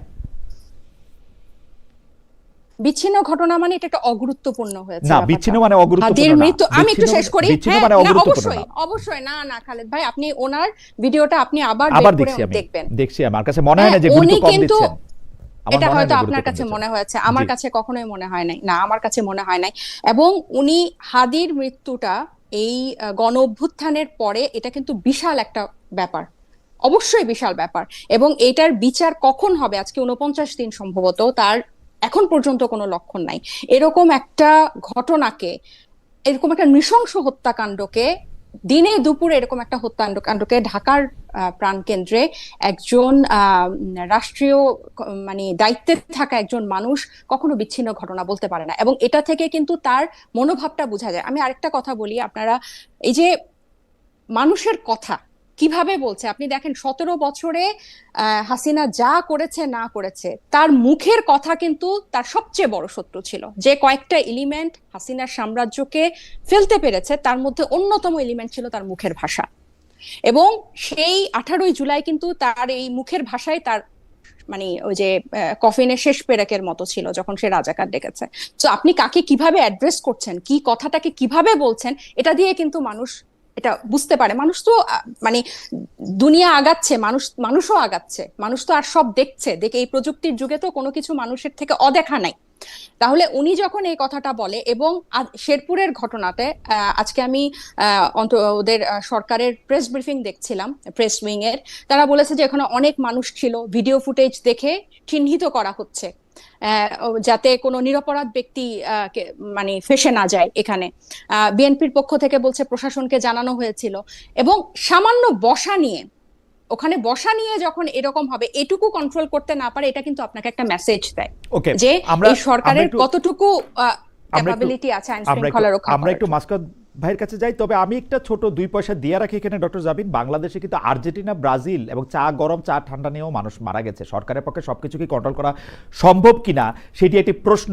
আমি একটু মাসকাত ভাইয়ের কাছে আসি। মাসকাত ভাই, আমি কিন্তু ডক্টর জাবিনের স্পিরিটের সাথে একমত, বিশেষ করে হাদির মৃত্যু প্রসঙ্গে। আপনি এটা দেখবেন যে এটা কিন্তু প্রকাশ্য দিবালোকে ঘটেছে। আমাদের সরকার আমাদেরকে জানাচ্ছেন যে এটি আসলে সিসিটিভিতে কাভার্ড এটি ঘটনা, কিন্তু আমরা কিন্তু এখন পর্যন্ত অনেক হাই জাম্প লং জাম্প দেখলেও আমরা প্রকৃত অপরাধী শনাক্ত করা, তাদের বিরুদ্ধে এটা প্রসিডিংসটা করা, সেটার ক্ষেত্রে কিন্তু আমরা এক ধরনের ব্যর্থতাই দেখতে পাচ্ছি। বিপরীতে যেটা দেখতে পাচ্ছি যেটা হচ্ছে সবচেয়ে সহজ কাজ, যেটা হচ্ছে আপনি এটা যখন সিইও হিসেবে দেশ চালাবেন তখন যেটা সহজ হয়, সেটা হচ্ছে যে আপনি তার ভাইকে চাকরি দিয়ে বিলাতে পাঠাবেন, আপনি হচ্ছে তাকে ফ্ল্যাট কিনে দিবেন, কম দামি ফ্ল্যাট, তো এগুলি করবেন আপনি। কিন্তু যেটা হচ্ছে বিচার করার বা কারা এটা করলো এটাকে সামনে আনার ক্ষেত্রে কিন্তু সরকারের মারাত্মক ব্যর্থতায় আমি দেখি। ইলেকশনের ক্ষেত্রে বসাকে কেন্দ্র করে মারামারির কথাও এটা বলছেন, এই ব্যাপারে যদি আপনি একটু মন্তব্য করতেন মাসকাত ভাই। ইলেকশনের ব্যাপারে কি কি নিয়ে? ইলেকশনে দুইটা দল কে কোথায় বসবে সেটা নিয়ে একজন মানুষ কালকে মারা গেছেন, জামাতে ইসলামের একজন কেন্দ্রীয় জামাতে ইসলামের একজন নেতা, যিনি হচ্ছে জেলা পর্যায়ের সর্বোচ্চ পদধারী একজন নেতা, মারা গেছেন কালকে। মানে তাকে মেরে ফেলা হয়েছে, আমরা যদি এরকম ভাবে বলি। তো সেইটাকে আসলে আপনি সরকারের ব্যর্থতা আপনি বলবেন না? এরকম ঘটনা তো সামনে আরো ঘটবে, অনিরাপদ ও জায়গায় তো এগুলি আরো ঘটবে। এবং ইলেকশন কমিশনের নির্লিপ্ততাও ডক্টর জাবিন সামনে আনছিলেন, তিনি বলছিলেন যে এগুলি বিচ্ছিন্ন ঘটনা বলে তারা পার পাচ্ছেন। প্রথম ব্যাপার হচ্ছে যে হাদির হত্যাকারী তো শনাক্ত হয়েছে, তার সহযোগীরা যারা তারাও গ্রেফতার হয়েছে। এখন হত্যাকারী দেশ থেকে পালিয়ে গেছে সেটাও তো ট্রেস করা হয়েছে। তো যেহেতু একটা সুবিধা আছে যে সমতল সীমান্ত প্রতিবেশী দেশে পালিয়ে যাওয়া যায় বাংলাদেশে হত্যাযজ্ঞ চালিয়ে বা হত্যাকাণ্ড ঘটিয়ে, সুতরাং ওই কারণে প্রধান আসামিকে তো গ্রেফতার করা সম্ভব হয়নি। এবং কিন্তু তার আত্মীয় স্বজনকে জেরা করে যেটা পাওয়া গেছে যে তারা তো কনফেশন দিয়েছে যে এবং তার টাকা লেনদেনের খবরাখবরও তো বেরিয়ে এসেছে। সুতরাং মাসুদ ভাই, যে ব্যাপারগুলি আমরা জানতে চাই যে ওসমান হাদির রাজনৈতিক ক্যাম্পেইনে যে লোকটা 7 দিন ধরে তার এত কাছে চলে আসতে পারলো, তার সম্পর্কে পুলিশ আমাদের এখনো কেন জানাচ্ছে না যে ওই লোকটা ওইখানে কিভাবে প্ল্যান্টেড হইলো, বা আমরা কি ওই লোকটাকে শনাক্ত করতে পারলাম? 14.5 ঘন্টা লাগছে তাকে ঢাকা থেকে বাইর হইতে। সিসি ক্যামেরার ফুটেজ আধা ঘন্টার মধ্যে আমাদের হাতে আসছে, পুলিশের হাতে আসছে। পুলিশের তরফ থেকে আমরা বিচিত্র কথা শুনছি যে ওই দিন শুক্রবার, ওই দিন অত ভালো কিছু হয় না। আমি এগুলি নিয়ে আরো বহুবার কথা বলছি, মানে এইটা অসম্ভব। কারণ হচ্ছে কি, আপনি যদি অ্যাকশন আমাদেরকে দেখাইতেন তাহলে তাজনুবার মতো যারা রাজনৈতিক ব্যক্তিত্ব আছেন তারা হয়তো নিরাপদ বোধ করতেন। সেই নিরাপত্তা তারা বোধ করছেন না আসলে। মানে এটা মনে হচ্ছে এটা ইজি, আপনি প্রকাশ্য দিবালোকে যাবেন, একজন মানুষকে গুলি করবেন, চলে যাবেন ভারতে। এই ক্ষেত্রে পুলিশের তো ব্যর্থতা রয়েছে, এবং পুলিশ প্রতিষ্ঠান হিসেবে যে এখনো ভঙ্গুর অবস্থায় রয়েছে, এবং সেটা থাকাও যে স্বাভাবিক। যেরকম রিক্রুটমেন্ট 17 বছর ধরে হয়েছে, সেখানে আপনি যে কি করে এত প্রফেশনালিজম প্রত্যাশা করছেন এবং সেখানে কেন হাদির হত্যাকারীর প্রতি সহানুভূতি থাকবে না, আমি সেটা বুঝতে পারছি না। মানে আমার ধারণা যে বাস্তবতাকে মাথায় রাখলে যেটা বুঝতে হবে যে এই পুলিশের কেউ কেউ দক্ষতার সঙ্গে দায়িত্ব পালনের চেষ্টা করছে, কেউ কেউ এক ধরনের অনুশীলিত নির্লিপ্ততায় আছে এবং তারা এই রাজনৈতিক পট পরিবর্তনের অপেক্ষা করছে। আপনি যেটা বলেছেন যে তার পরিবারকে কেন অনুদান দিয়ে বা চাকরি দিয়ে না, কেন বলি না আমি, ব্যাপারটাকে কেন বলি নাই, আমি মানে বলছি হচ্ছে যে এটা ক্লাসিক লক্ষণ সিওরা যেভাবে দেশ চালান, যে ওই শ্রমিকদের কেউ মারা গেলে, কেউ কেউ কোনো কর্মচারী কোনো আহত হলে তাকে টাকা দিয়ে কম্পেনসেট করার, ওইটার ক্ষেত্রে সরকারের আগ্রহ আসে। আপনি আমাকে বলেন তো যে এই এই লক্ষণটা, এই যে ধরেন ওসমান হাদির ভাইকে দ্বিতীয় কমিশনার করে, দ্বিতীয় সচিব করে ইংল্যান্ডে পাঠানো, তাকে এগুলি করার চেয়ে এই বিচারটা দেখানোটা সরকারের গুরুত্বপূর্ণ ছিল কিনা? দুটোই তো যুগপৎ চলতে পারে না। মানে আপনি একটা আমি- শোক সন্তপ্ত পরিবারকে, শহীদ পরিবারকে সাহায্য করতে তো পারেন, এবং এটা তো দায়িত্ব আমাদের সবার, এটা তো রাষ্ট্রেরই দায়িত্ব। এটা যেখানে যেখানে পালন করা হয় না সেটাকেই আমি বরং সমালোচনা করব। হুম। দুটো কিন্তু আলাদা। একটা হচ্ছে যে বিচার ব্যবস্থাটা সক্রিয়ভাবে চলতে থাকা, আর একটা হচ্ছে যে আপনি পরিবারকে চেষ্টা করা যে তাদেরকে চলতে সাহায্য করা, যে হাদির অনুপস্থিতিতে যাতে তাদের জীবন যাপনটা একটু সহজ হয়। তো যাই হোক, এখন আমি এর পরের প্রসঙ্গটাতে আসি। এই যে ধরুন এই প্রসঙ্গটাতে আসার সে আগে, পরের প্রসঙ্গটাতে আসার আগে আপনি যদি এইটা একটু বলে নিতেন, যে গতবার আমাদের দর্শকরা বলছেন যে এটা আপনি বলেন নাই, যে আনিস আলমগীরের প্রসঙ্গে আপনার অবস্থানটা কি, যে সাংবাদিক আনিস আলমগীরের কি আসলে সন্ত্রাস বিরোধী মামলায় তার গ্রেফতার হওয়াটা ঠিক আছে, তার জামিন না হওয়াটা ঠিক আছে, এটা আপনি কি মনে করছেন? আমার আমার কাছে, আমি মনে করি যে আনিস আলমগীর তার ভিন্ন মত প্রকাশ করেছেন, এবং হুম। ভিন্ন মত প্রকাশ করার অধিকার প্রত্যেক মানুষেরই রয়েছে। এবং তাকে এভাবে যে গ্রেফতার করে রাখা হয়েছে, কেন রাখা হয়েছে, তাহলে সেই কারণগুলো আমাদের সামনে উন্মুক্ত করা হোক। এটা যদি ধরুন মানে ভিন্ন মত দমনের মতো একটা দৃষ্টান্ত হয়, সেটা অবশ্যই খুব খারাপ একটা দৃষ্টান্ত হয়ে রইবে। এবং আনিস আলমগীর তো একজন সিনিয়র সাংবাদিক, তিনি এভাবে হেনস্থার শিকার হতে পারেন বলে আমার মনে হয় না। এবং হঠাৎ আনিস আলমগীরের বিরুদ্ধে এত যে অভিযোগ চলে আসলো, এবং সেটা সোশ্যাল মিডিয়া এবং টক শোতে তার সক্রিয়তার প্রেক্ষিতে আসলো, এবং খুব ডাকসাইটে নেতার সঙ্গে টক শোতে তর্কের পরে দেখা গেছে যে এরকম একটি ডোমিনো এফেক্ট এলো। সবকিছু মিলে আমি আসলে খুবই আহ, মানে এই ব্যাপারটি নিয়ে দুশ্চিন্তায় আছি যে আনিস আলমগীর কোনো অন্যায়ের শিকার হচ্ছেন কিনা, এবং হলে তাকে কিভাবে সেখান থেকে মুক্ত করা যায়।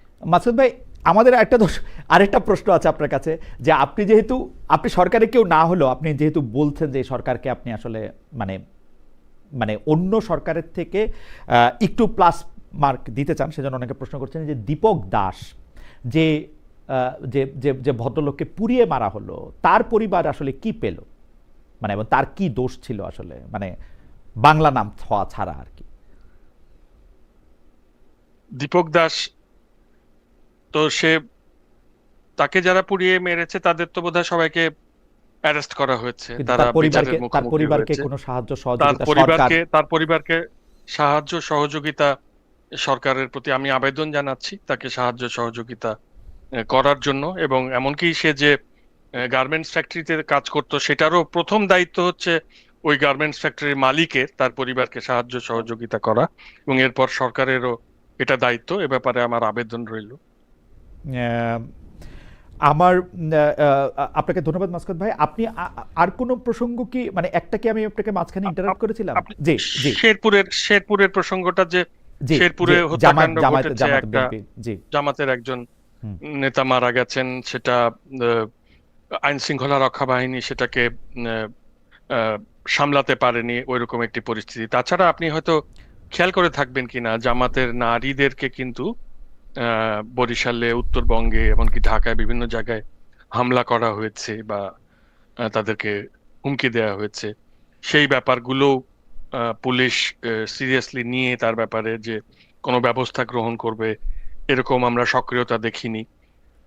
এই নির্বাচন কমিশন আর সরকার কিন্তু আসলে আলাদা এন্টিটি। আমি সরকার সমর্থনের কথা বলেছি, কিন্তু নির্বাচন কমিশন অবশ্যই আমাদের স্ক্রুটিনির মধ্যে থাকবে। এবং তাসনুভা যে পয়েন্টটা উত্থাপন করেছেন, এটা খুবই গুরুত্বপূর্ণ। সেটা হচ্ছে যে আসলে এই নির্বাচন কমিশনে যারা এসেছেন তারা তো পুরনো বন্দোবস্তেরই লোক, এরা সিভিল সার্ভিসেই ছিলেন। সুতরাং তারা জানেন যে যারা ক্ষমতায় আসতে যাচ্ছে সেই বিগ শটদের সঙ্গে এক ধরনের চেক অ্যান্ড ব্যালেন্স করে চলতে হবে।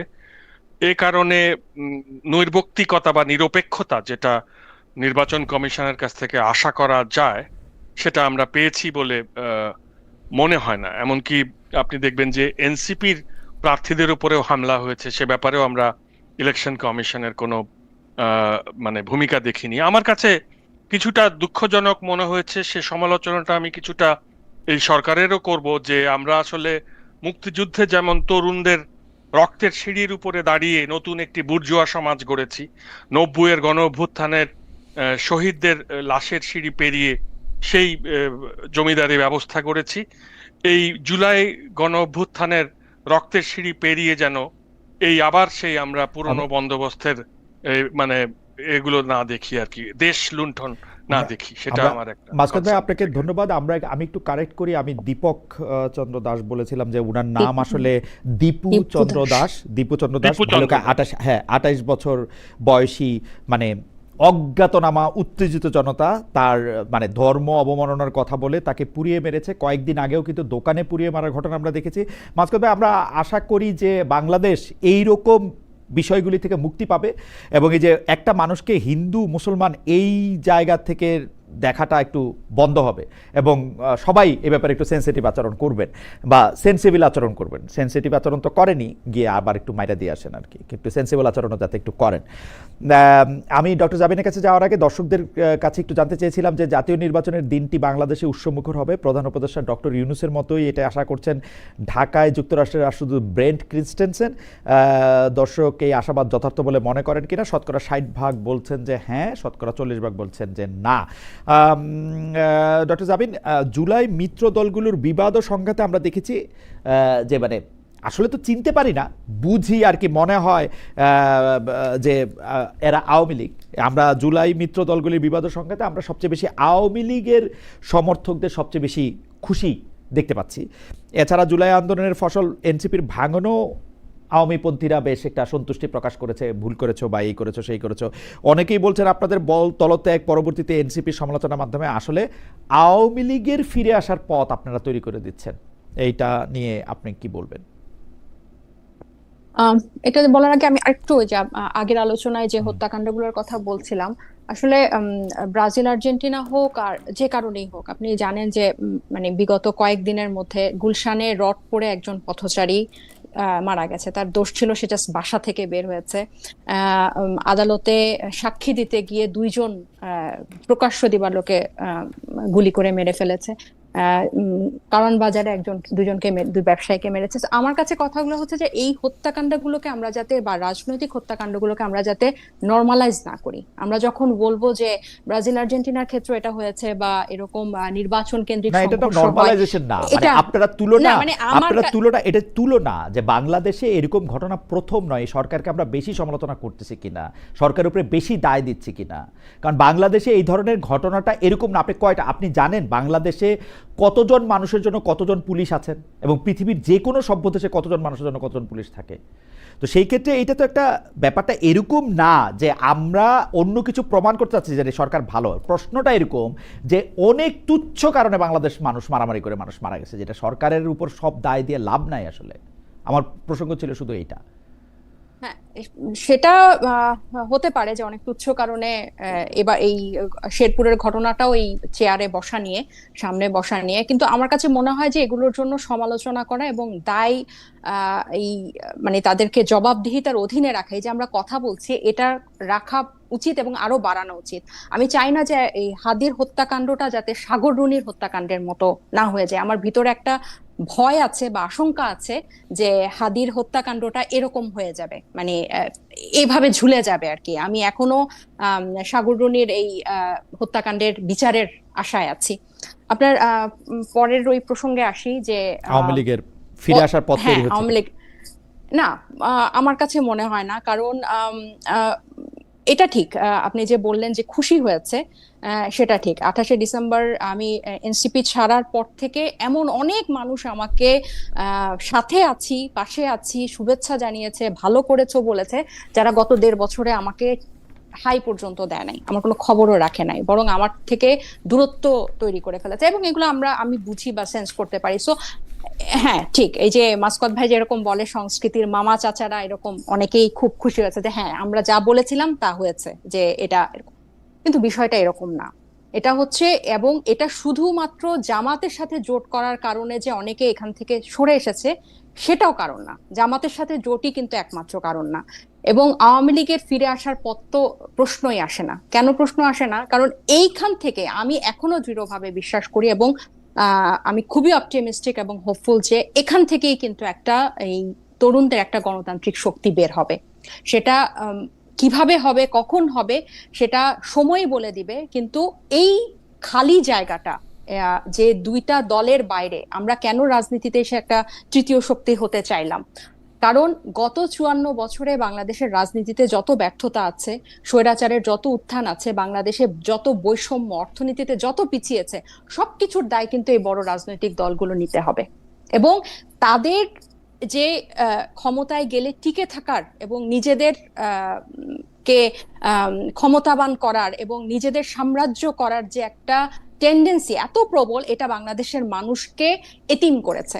সো আমরা কিন্তু ওই তৃতীয় শক্তিটা হতে চেয়েছিলাম জুলাই গণ অভ্যুত্থানের পরে, এবং আমরা এখনো সেটা হতে চাই। এবং এই আবেদনটা সমাজ থেকেই আছে, রাজপথ থেকেই আছে, রাষ্ট্র থেকেই আছে, যেন বাংলাদেশই বলছে যে আমাকে একটা নতুন অভিভাবক দাও। সো এই খালি জায়গাটা পূরণ হবেই, এটা আমরা করি বা অন্য কেউ করুক, এবং এটা এই পূরণ হওয়ার শুরুটা জুলাইয়ের পরে হয়েছে। সো ওই পুরনো জিনিস ফিরে আসা আমার কাছে মনে হয় না যে আমাদের পদত্যাগের মধ্যে দিয়ে বা আমাদের কোনো দল ছেড়ে আসার মধ্যে দিয়ে হবে। আমি যে কারণে দল ছেড়েছি, আমার কাছে মনে হয়েছে ঠিক যে কারণটাতে আমি রাজনীতি করতে আসছিলাম, এই কারণটা এই দলে করলে সেটা এখন টাইম নষ্ট হবে, সময় নষ্ট হবে। আমার কাছে মনে হয়েছে আমি এই এফোর্টটা আমি অন্যভাবে দিব। তাহলে আমি ওই যে বারবার আমি যেটা বলছি যে আমি যত তাড়াতাড়ি ভুল ট্রেন থেকে নামবো, তত আমি গন্তব্যের কাছাকাছি থাকবো, আমি অনেক দূরে সরে যাব না। সো আমার কাছে মনে হয়েছে যে এই চেষ্টাটা আমার জারি থাকবে, আরো বেশি ভাবে হয়তো এখন জারি থাকবে, কিন্তু এটা কোনোভাবে এটা ব্যর্থতার দিকে না, এটা শেষ হয়ে গেছে, নষ্ট হয়ে গেছে, এরকম কখনোই আমি মনে করি না। কোন জায়গায় আপনার কথার সাথে যারা জুলাই আন্দোলনের বিপক্ষে ছিল তাদের কথা কোথায় মিলে যায়, সেই জায়গাটা থেকে আমি আপনাকে একটু পড়ে শোনাই। মানে কোথায়, মানে আপনার স্পিরিটটা নিয়ে আমাদের দর্শকরা একমত আছেন, সবাই বলছেন যে আপনি ঠিক পথে আছেন। তারপর আপনার ফেসবুক থেকে আমি একটু পড়ি। হওয়ার কথা ছিল গণ অভ্যুত্থানের নেতা, হয়ে গেছে ওবায়দুল কাদের আর শামীম ওসমান। এত মানুষের রক্তের উপর দাঁড়িয়ে এক একজন উদ্ধত বেয়াদব বের হয়েছে, এক একজনের বক্তব্য দেখতেছি আর নিজেকে বিশ্বাস করাচ্ছি জুলাই গণ অভ্যুত্থানের গর্ব থেকে কোন লেভেলের ধান্দাবাজ এবারে নির্বাচনে অংশ নিচ্ছে। কথা বলার সময় অহংকার, এই দাম্ভিকতা পরিষ্কার প্রমাণ এদের দৈন্যতা সম্পর্কে, মানুষ হিসেবে তাদের অবস্থান সম্পর্কে। আমি নিশ্চিত শেষ প্যারা যারা পুরনো চাঁদাবাজার ধর্ম ব্যবসায়ী তারা না, নতুন যারা ধান্দায় নামছে এরাই সবচেয়ে বড় বেইমান আর প্রতারক। বাকিদের মানুষের ঘৃণা কামাইতে যুগের পর যুগ লাগছে, এরা 1.5 বছরে এই পর্যায়ে চলে গেছে। Same same same. আপনি কি কিছু বলবেন? এই জায়গাটা হ্যাঁ অবশ্যই, এই পুরো পোস্টটা পড়লেই আপনি বুঝবেন যে এই কথাটা আমি সামগ্রিকভাবে বলি না, নিশ্চিতভাবে কয়েকজনকে বলেছি। এবং আপনারা দুইজনই এখানে আমার সাথে যারা আছেন অনেক অভিজ্ঞ আপনারা। আমি হয়তো জুলাই গণ অভ্যুত্থানকে দেখে বা লাস্ট 1 দশক দেখে আমি বিবেচনা করি, আপনারা পুরো সময়টা আমার থেকে দ্বিগুণ বেশি সময় দেখে আপনারা কম্পেয়ার করতে পারেন। কোনোভাবেই নতুন কারো, আমার পুরনো যা আছে এটা তো আছেই, এটা আমি তো এখানে তাদের সমালোচনা করে আমি টিকে থাকার জন্য আসি নাই, আমি নতুন কিছু অফার করতে আসছি। আপনি যখন আপনার নতুন ইশতেহার বলবেন, আপনি যখন আপনার নতুন সম্ভাবনার কথা বলবেন, আপনি দেশের জন্য কিভাবে পরিবর্তন করেন সেটা বলবেন, আপনি কখনো ওই একই ভাষায় বলতে পারেন না। আপনি যখন ভিকটিম, আপনি যখন মজলুম, আপনাকে সেটা জনগণের সাথে কানেক্ট করতে হবে। আপনি দেখেন এই আমার এই পোস্টটাতে কিন্তু পরিষ্কার বোঝা যায় যে আমি জুলাই গণ অভ্যুত্থানের যে প্রতিনিধি হবে এই নির্বাচনে, সে মানুষের সাথে কোন একটা গোষ্ঠীর হয়ে যাবে না। তার মুখের ভাষা, তার চাল চলন, তার ভাবভঙ্গি কখনো পুরনোকে আমাকে মনে করায় দিবে না। এবং আপনারা যারা জুলাই গণ অভ্যুত্থান দেখেছেন, এখানে বেশিরভাগ মানুষ হচ্ছে যারা এই আন্দোলন সফল করেছিল তারা বাসায় ফিরে গেছে, এবং তারা বাসায় ফিরে গিয়ে কিন্তু তারা দেখছে যে এরা কি করছে আমাদেরকে। আমাদের জন্য আমাদের কথাগুলো বলছে কিনা। তাহলে আমি যখন এদের কথা না বলে আমি ওই পুরনোদের কাছে আত্মসমর্পণ করব এবং পুরনোদের নিয়মে আমি ঢুকে যাব, তখন এখানে আসলে জুলাই অভ্যুত্থানের আকাঙ্ক্ষাটা বাস্তবায়ন হয় না। আমরা যারা ছাত্র ছিলাম না, আপনার কাছে কি এই মনে আন্দোলনে হয় অংশ যে নিয়েছি, আমি একদম সরাসরি প্রশ্নটা করি, আপনার কাছে কি মনে হয় যে এই গাড়িটাতে চললে সবাই খারাপ ড্রাইভার হয়ে যাচ্ছে, এটা কি গাড়িটার দোষ নাকি এই গাড়িটার মানে মানে ড্রাইভারের দোষ? আমরা কি এটা কি কার দোষ দিব যে আপনি আপনি এটা বলছেন মানে এর চেয়ে বেশি কথা আর কিভাবে বলা সম্ভব? যে মানে কোন লেভেলের ধান্দাবাজ এবার নির্বাচনে অংশ নিচ্ছে? আপনি বলছেন বিশ্ববিদ্যালয়ের ডিগ্রি তো আছে কিন্তু নীতি শিক্ষা মূল্যবোধ আদর্শে ঘোড়ার ডিম নিজের চোখে না দেখলে আমি বিশ্বাস করতে পারতাম না এরা কি পরিমাণ অসহযোগ্য। ঘৃণা কামাইতে 1.5 যুগ লাগছে বাকিদের, এদের 1.5 বছরে ওই পর্যায়ে চলে গেছে। মানে স্পষ্ট কিন্তু আপনার প্রতিটা শব্দের মধ্যে কিন্তু এটা স্পষ্ট আপনি কাদেরকে বলছেন, কেন বলছেন, কিভাবে বলছেন। এইটা কি আসলে যে স্টিয়ারিং সিটে বসছে বলে মানে মানে যেহেতু তারা একটু ক্ষমতার স্বাদ পাচ্ছে বা ক্ষমতার কাছাকাছি চলে গেছে, সে ক্ষমতার ভিতরে ছিল সেই জন্য এটা এরকম হয়েছে, নাকি তারা ব্যক্তি মানুষ জন্য এরকম হয়েছে? কিসের জন্য? দুটোই দায়ী, কারণ এখানে সিস্টেম অনেক বড় দোষ আমি এটার দিব। কারণ হচ্ছে আপনি আহ, হঠাৎ করে আপনি আশা করতে পারেন না যে সবাই ফেরেশতা হয়ে যাবে এবং আমরা বাংলাদেশটা বেহেশত হয়ে গেছে, কখনোই না।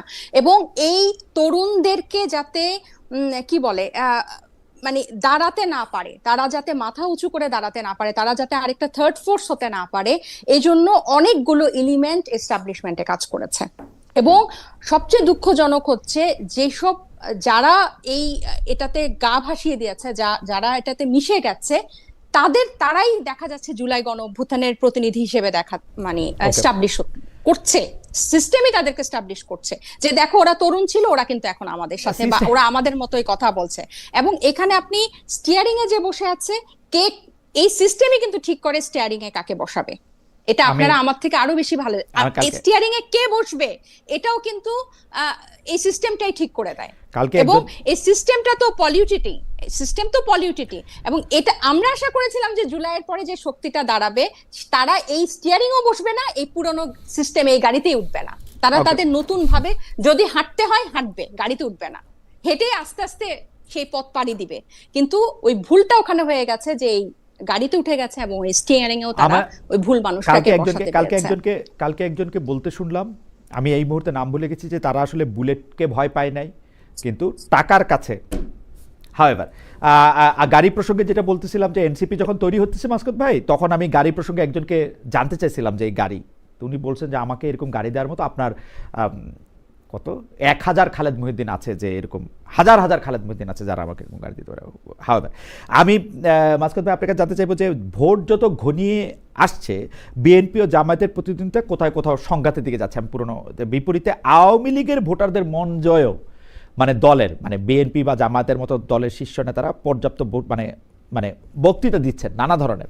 ফলাফল নির্ধারণে আওয়ামী লীগের ভোটাররা কতটা ফ্যাক্টর, নৌকার ভোটাররা কেন্দ্রে যাবে কিনা আপনি কি মনে করেন মাসকাত ভাই? যে আওয়ামী লীগের ভোট টানার, আমি আওয়ামী লীগের প্রসঙ্গে এটা বলতেছিলাম যে এনসিপি ভাঙা যাওয়াতে, নতুন একটা দল তৈরি হওয়াতে, আবার একটা নতুন অ্যালায়েন্স তৈরি হয়েছে, মাহফুজ সাহেব একটা দল করতে চাইতেছেন, এতে সবাই মিলে আওয়ামী লীগ খুশি হচ্ছে। আবার আওয়ামী লীগের ভোটগুলি যাওয়ার জন্য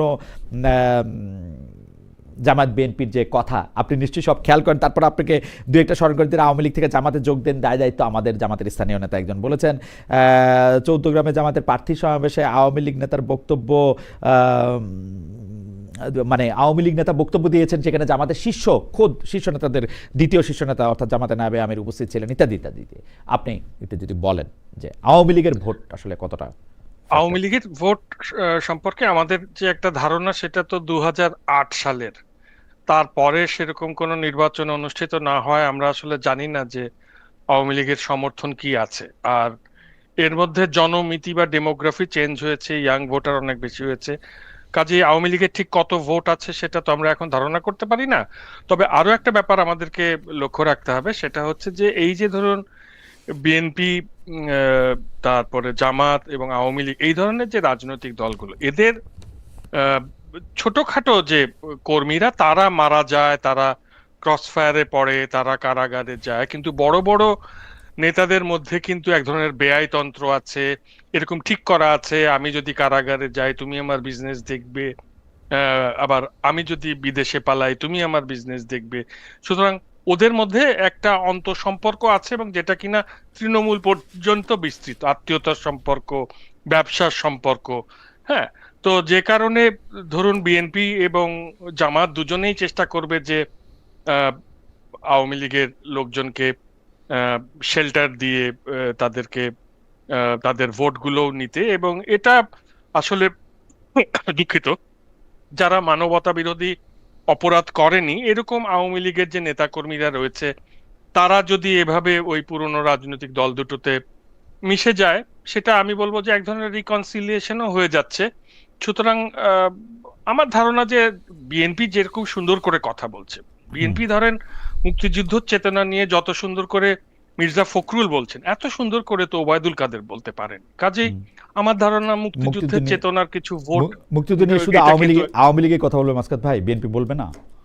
না না না, কিন্তু আমি বলতে চাচ্ছি যে না না, আমি তো প্রশংসা করছি জি, যে কারণে ও আচ্ছা, আপনার প্রশংসা বুঝতে পারি না, আমি মনে করছি যে আপনি এটা প্রশংসাকে যদি আপনি প্রশংসা হিসেবে না নেন, না, তাহলে হবে কি ওই ভোটগুলো চলে আসবে। তারপরে ধরেন না, আরো যেমন মির্জা ফখরুল যেমন চমৎকার রবীন্দ্রনাথের কবিতা আবৃত্তি করেন, আপনি কি মনে করছেন না এটা আমাদের যে সাংস্কৃতিক জগতের মানুষ আছে তাদেরকে অ্যাট্রাক্ট করবে? আমি মনে করছি যে তার ভোট কম আছে, আমি মনে করছি তার ভোট কম আছে। রবীন্দ্রনাথ ঠাকুরের কথা বলার থেকে রবিউল ইসলাম বা অন্য যে কোনো লেখকের কথা বলাই এখন ভালো। রবীন্দ্রনাথ ঠাকুরের কথা বলে বিএনপির ভোট কমতেছে, কারণ আপনারা না কিছু, কিন্তু আমরা দেখতে পাচ্ছি আপনিও কিছুটা, যে আমরা দেখতে পাচ্ছি যে মানে রবীন্দ্রনাথের কবিতা আবৃত্তি করা, গান গাওয়া, এইটাকেও আপনারা এক ধরনের ভারতের সাথে এটা আমাকে একটা করা হয়েছে। রবীন্দ্রনাথকে যখন অযথা রবীন্দ্রনাথ না জানা লোকেরা এক ধরনের বিশুদ্ধ বাঙালি জাতীয়তাবাদের টুল হিসেবে ব্যবহার করে, তখন সেটা সমালোচনা করে।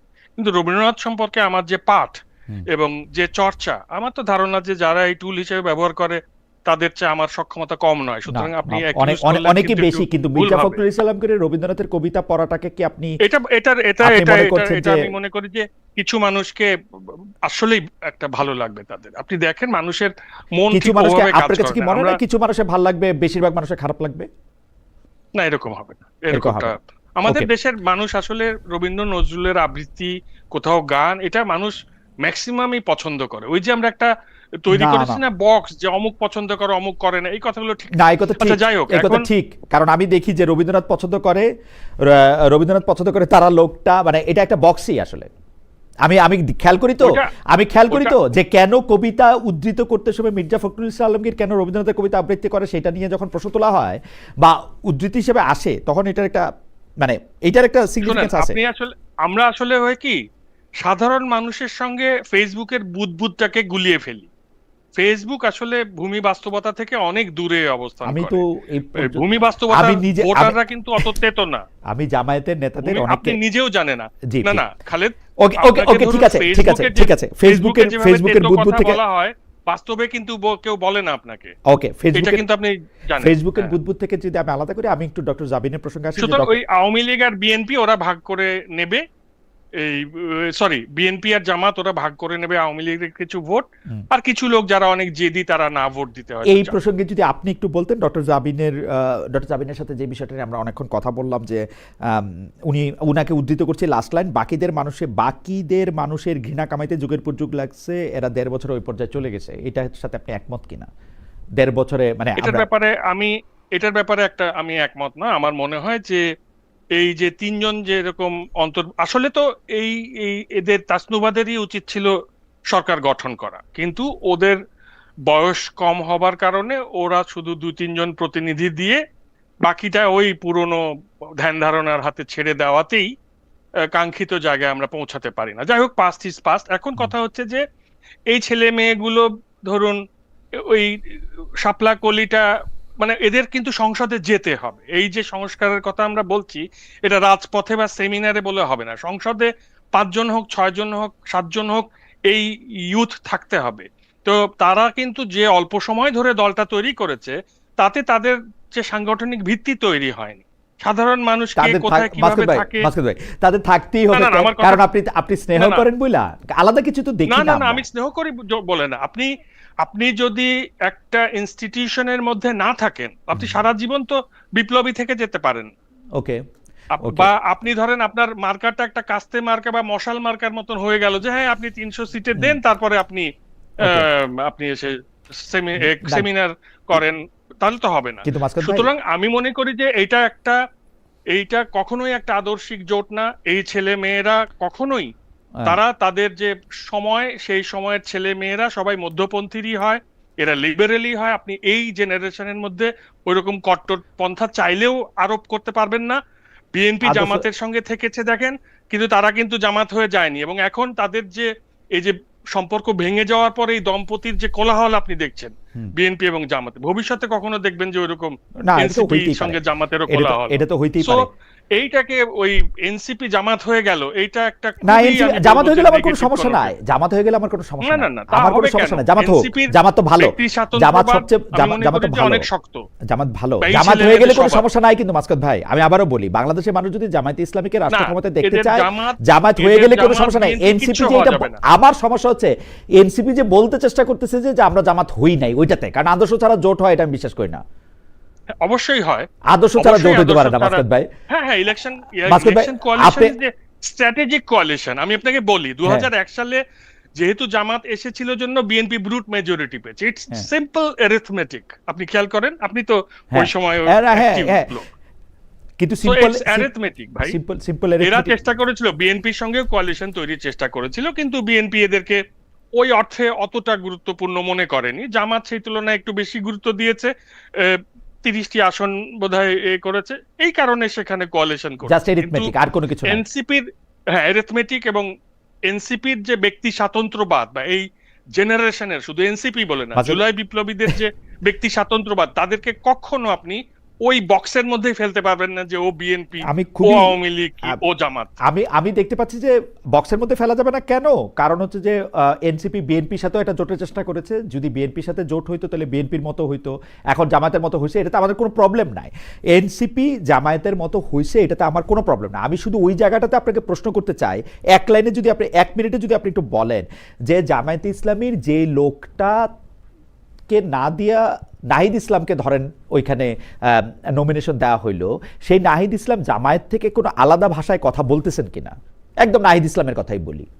নাহিদের ভাষা তো আলাদাই, নাহিদের তো একটা কিরকম নিজস্ব ভাষা আলাদা? ভাষা আছে। নাহিদের সাথে নাহিদ তো জামায়াত সুন্দর ইসলামের, কথাবার্তা বলে, জি প্র্যাগমেটিক কথাবার্তা। জামাতের ভাষায় কথা বলা কি, আপনি আমাকে বলেন তো। জামায়াতের ভাষায় কথা বলা কি? আপনি আমাকে বরং বলেন যে আপনি জামায়াত থেকে ওকে আলাদা করতে পারেন কিনা। আমি পারি না, অবশ্যই পারবো। আমি পারি না। আপনি একটা উদাহরণ দিয়ে দেখান যে এইটাতে জামায়াত যেভাবে কথা বলতেছে, জামায়াতের প্রার্থীরা যেভাবে কথা বলতেছে, সেভাবে নাহিদ ইসলাম কথা বলতেছে না। নাহিদ আসলে 54 বছরের যে অচল রাষ্ট্র ব্যবস্থাটা, অকল্যাণ রাষ্ট্র তৈরি করেছে, সামাজিক গণতন্ত্র এবং কল্যাণ রাষ্ট্র আনতে পারেনি, দেশের বৈষম্য মুক্ত করতে পারেনি দেশকে। ওইটা কিভাবে করা যাবে, কিভাবে দরিদ্র মানুষকে চাঁদাবাজি, দখলদারি থেকে করা যাবে, সেই কথাগুলো বল। এটা নিয়ে নিশ্চয়ই আপনাকে আমি আরো একটু বেশি বুঝতে হবে, কারণ আপনি রেটরিক বলতেছেন এখন 54 বছর যে বৈষম্যমূলক রাজ্য করতে পারে না। আমি আপনাকে বলি জামাতের বয়ান, নাহিদ ইসলামের বয়ান, নাসিরউদ্দিন পাটোয়ারির বয়ান হুবহু এক, কোনো আলাদা কিছু নাই, এতে দোষের কিছু নাই। আমি আবার বলি, আমার দর্শকদের বলি, এতে দোষের কিছু নাই, ঠিকই আছে, এরকম একই বয়ানই হওয়া উচিত। ইসলামী চেতনা না, জামাত ইসলামী চেতনা নিয়ে কাজ করছে, বিএনপি মুক্তিযুদ্ধের চেতনা নিয়ে কাজ করছে, কিন্তু এনসিপি যেটা করছে তারা ওই সংস্কারের কথা নিয়েই কাজ করছে। জামায়াতও তাই, সংস্কারের কথা জামায়াতও বলতেছে সেম। না, কিন্তু ওই নাহিদরা ইসলামী চেতনা নিয়েও যায়নি, মুক্তিযুদ্ধের চেতনা নিয়েও যায়নি, সুতরাং আপনি ভাই ওই জামাত বিএনপির মতো কখনো এনসিপি হবে না। ওকে, এবং না হোক, এটাই আমার চাওয়া। আমার কাছে কিন্তু চাওয়া যে এনসিপি যেহেতু জামাতের সাথে জোট করেছে, রাষ্ট্র পরিচালনায় তাদের আসলে জামায়াতের সাথেই মিলমিশটা ভালো হলে রাষ্ট্র পরিচালনা সুবিধা হবে। আমার এটাই মনে হয়। যাই হোক, আমরা একদম অনুষ্ঠানের শেষ পর্যায়ে, আমার কাছে মনে হয় যে মাসকাত ভাই আপনি যদি কিছু একটা বলেন বা কোনো মন্তব্য করেন আগামী ইলেকশন সম্পর্কে, কারণ আমরা তাজনুবার কাছে শেষ প্রশ্নটা করবো, শেষ প্রশ্নটা আমি বুক করে রাখি। আপনার যদি কোনো মন্তব্য এই সম্পর্কে থাকে তাহলে আপনি বলতে পারেন যে মিডিয়াকে আপনি কেমন দেখছেন, গণমাধ্যম, এই প্রশ্ন আমি আসলে এখন সবাইকে করতেছি যে গণমাধ্যমকে আপনি স্বাধীন দেখছেন কিনা, গণমাধ্যমের একটা রোল থাকবে এই ইলেকশনের সময়, ইলেকশনের 5 দিন আগের থেকে ইলেকশনের পর্যন্ত, সেটা আপনি ভালো দেখছেন কিনা, এটা আমি তাজনুবাকে এই প্রশ্নটা করবো। আপনি যদি কোনো কিছু যুক্ত করেন তাহলে করতে পারেন। আমার একটু যুক্ত করার আছে, এই যে আসলে জুলাই বিপ্লবের মাধ্যমে যে মুক্তি ঘটেছে সেটা তো বিএনপিরও ঘটেছে, জামায়াতেরও ঘটেছে, এবং এই ক্ষেত্রে আমাদের এই তরুণ ছেলে মেয়েরা একটা গুরুত্বপূর্ণ ভূমিকা পালন করেছে। কাজেই এই নির্বাচনকে কেন্দ্র করে খুনাখুনি করে এবং সহিংসতা করে আহ, মানে পতিত শক্তিকে বা আমাদের যে খাঁড়ার মতো ঝুলে থাকা সার্বভৌমত্বের ঝুঁকি, এগুলোকে আরো ঝুঁকির মধ্যে ফেলে দেওয়া উচিত হবে না। আমি মনে করি যে জুলাইয়ের যে ঐক্যটা, এটা বিএনপি, জামাত, এনসিপি, অন্যান্য যে রাজনৈতিক দল অংশগ্রহণ করছে তাদের মধ্যে থাকা উচিত। মানে কোনোভাবেই শুধু চেয়ারের লোভে খুনাখুনি করে এটাকে স্প্যানিশ ট্র্যাজেডিতে পরিণত না করা উচিত। ওকে, ডক্টর জামিন, মিডিয়া একটা গুরুত্বপূর্ণ খুব হ্যাঁ, রোল প্লে করবে, সেইটা আপনি এখন কেমন দেখছেন? শুধু ইলেকশনের দিন না, ইলেকশন আগে পরেও মিডিয়াকে আপনি স্বাধীন দেখছেন কিনা যে একটা জায়গা থেকে? হ্যাঁ, এটার উত্তরে যাওয়ার আগে আমি আগের প্রসঙ্গে একটু কথা বলতে চাই, যে এনসিপি এবং জামাতের জোট নিয়ে মাসকাত ভাই যেটা বলছিলেন। আমিও চাই যে বিএনপি এবং জামাতের থেকে অন্য একটা কিছু হোক এনসিপি। আমারও সেটা চাওয়া থাকবে যে আমি যাতে ভুল প্রমাণিত হই।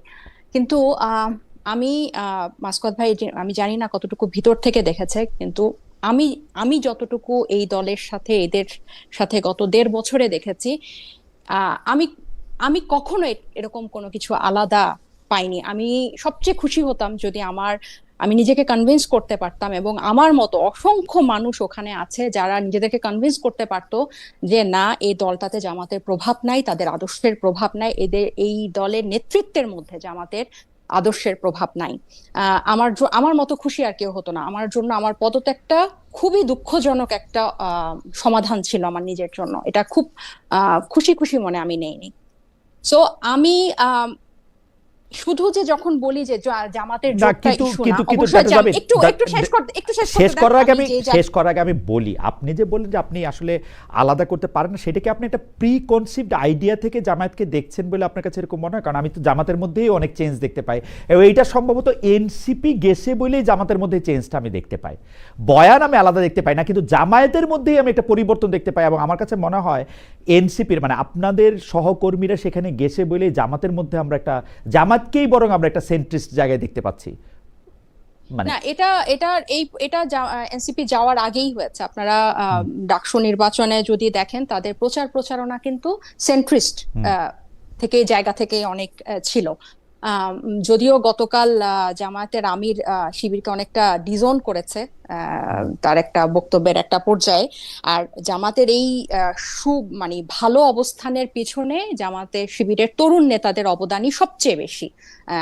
গত কয়েক বছরে, কয়েক দশকে তারা যেভাবে অন্য দলের সাথে ভিতরে ঢুকে রাজনীতি করেছে, সেটা যতই খারাপ ভাবে হোক, তারা সার্ভাইভ করেছে, তারা টিকে ছিল, এবং তারা জুলাই গণ অভ্যুত্থানের একটা অংশ ছিল। এবং জামাতকে এখন সেই তার যে ভোট ব্যাংক 10% থেকে তারা যে বাড়িয়েছে, এটাতে কিন্তু জামাতের থেকে শিবিরের বা জামাতের তরুণ নেতাদের কিন্তু ভূমিকা বেশি বলে আমি মনে করি, যদিও কালকে উনি ডিজন করেছেন। সো এই পরিবর্তনটা, সেন্ট্রিস্ট যে একটা পরিবর্তন, এটা এনসিপি যাওয়ার আগেই এসেছে। আমি যেটা বলতে চাইলাম, আপনি যেখানে আমাকে থামালেন, যে এই এই আধিক্যটা, এই জিনিসটা হওয়াটা কোনো খারাপ না। এটা তাদের দিকে ডান সাইডে এনসিপি হেলে থাকাটা, নেতৃত্ব হেলে থাকাটা কোনো কিছু খারাপ না। কিন্তু যেভাবে আপনারা এটাকে ব্যাখ্যা করতে চাচ্ছেন যে বিএনপির সাথে কম আসন দিয়েছে তাই জামাতের সাথে বেশি আসন, এটা একেবারেই আমি মনে করি না। এটা সবসময় জামাতের সাথেই তাদের এদিকেই পরিকল্পনা ছিল, এবং এটা আমি দলের ভিতরে থেকে এটা আমি অবজার্ভ করেছি, আমার মতো অসংখ্য মানুষ অবজার্ভ করেছে। এবং আরেকটা জিনিস হচ্ছে, আপনি একটা মানে জামাতের যে ব্যারিস্টার রাজ্জাক ছিলেন মরহুম, উনি কিন্তু বলেছিলেন যে উনি কিভাবে দলের ভিতরে থেকে নেতৃত্বকে চ্যালেঞ্জ করেছিলেন মুক্তিযুদ্ধের বিষয়ে জামাতকে পরিষ্কার অবস্থান নিয়ে সরে আসার জন্য। আমার ওনার ওই ইন্টারভিউটা কিন্তু সবসময় মনে পড়তো গত কয়েক মাসে। আমিও কিন্তু আমার এই আগের দলের ভিতরে থেকে আমি কিন্তু অনেক কথা বলেছি, আমি নেতৃত্বকে অনেক প্রশ্ন করেছি, অনেক চ্যালেঞ্জ করেছি। এজন্য আমি ব্ল্যাকলিস্টও মনে হয় হয়েছি, বা তাদের ব্যাড বুকেও বোধহয় আমি গিয়েছি। কিন্তু এই জিনিসটা কখনোই এরকম না যে এটা একটা আউট অফ নোওয়্যার একটা আদর্শিক জোট না হয়ে একটা নির্বাচনী কৌশল হিসেবে জোট হয়েছে। আমি এই কথাটা কেন বলছি, আমি এনসিপির বিরুদ্ধে বলার জন্য আমি এই কথাটা বলছি না, আমি এই কথাটা বলছি যারা বিশ্বাসটা যাতে থাকে।